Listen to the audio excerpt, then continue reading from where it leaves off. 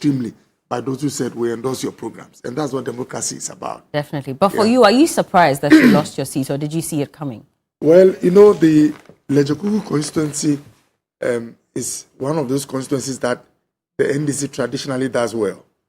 Look, it's like contesting for a seat in, let's say, the voter region at a place that the NDC does well, or an NDC gentleman contesting for a seat in Bantama. You know, we lost that seat by a margin of 13,000 votes.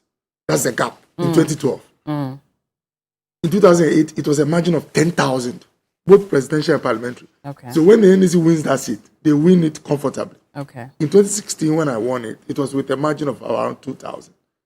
And the presidential, JM won, even with the wind of change. So I knew very well that it's those seats that really your output is not enough.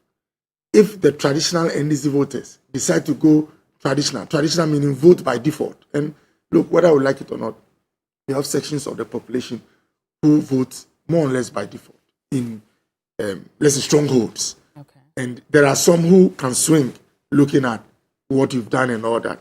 And the president, our candidate, His Excellency President Kufuor, had about 50,000 votes. GM had about 59,000. So you see that there was a lead of about 8,000 votes. But on the parliamentary side, I had about 54, and he had about 55,500 or so. So the bottom line is that, you know, there are many constituencies that His Excellency the President, unsurprisingly, did well or better than their candidates, because obviously he might have his own contestations, but I am convinced that the President has handled himself well. His programs have been well executed, and that is why in more than 10 constituencies, he had more votes than the parliamentary candidate. In fact, there are about 7 or 8 constituencies that if the people had voted for their candidates that voted for the President would have had a seat. It's a justification that he's done very well. But even with all these good works, in my constituency, JM led with 8,000. It gives you an idea that this is a place where traditionally there are people who go a particular direction. And I am happy that you don't need to hold a position before you can serve. Okay. And it is where we come from. We'll try and so it's not really about the fact that you didn't do what you had to do as an MP, because your people spoke and they said that you went missing. There were times when there were items that were to be shared to all constituents, but then they prioritized those from the NPP.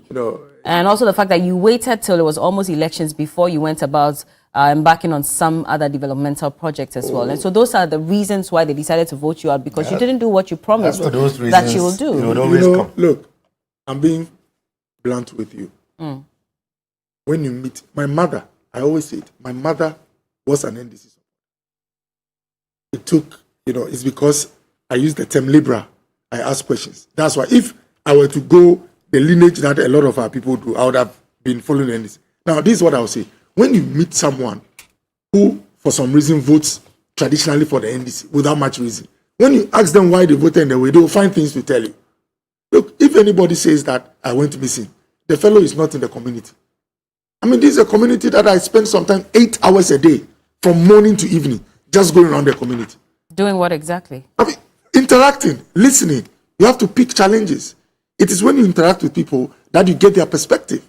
That was, look, anybody, I know people who say that for seeing you average twice a week, you are someone that I'm excited about, irrespective of what you do. So the point is that, really, look, I learned one of the ladies said, I came to do a shed, but the shed, the way it was leaking.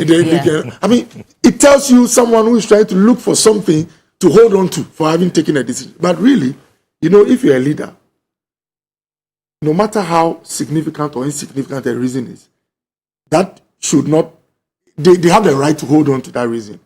Because you have a good heart or you want to serve, what you do is to listen to the reasons and see how you can attend to it, no matter how significant or insignificant you find it. So I wouldn't really like to go, but I mean, the reasons themselves tell you, I mean, the setting, like I said, it gives you an idea that really, some said, look, some even said outdoor rings, and all that. You weren't attending outdoor rings. But these are programs.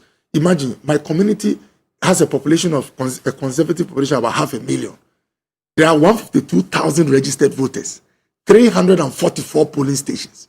You can walk from morning to evening sometimes for a year, and still there are people you will not be able to meet. It's not easy, you know. So really, and some said developmental projects. He knows. A project like the Lekma Road, we pushed so that it is started and finished or executed in time. It's not every project that you can get to start the time you want, especially when the funds don't come from you and you are trying to lobby from government. So really, we've taken all on board. Like I said, I am happy that ultimately executive power was given to His Excellency President Akufo-Addo. We have another 4 years to, like I said, to win over those who had doubts or those who had issues. Okay. And if we see it in that light, we would be grateful no matter the outcome that we had. Would you run again? Well, really, the word I'll use is service. Okay. What makes me happy is serving, whether public or private. Okay. And I'm happy that there are many platforms that you can serve, including BMM of Parliament. I'll look at what happens going into the future. All right. Yeah. Well, Dr. Clement Apak is, he gets a second term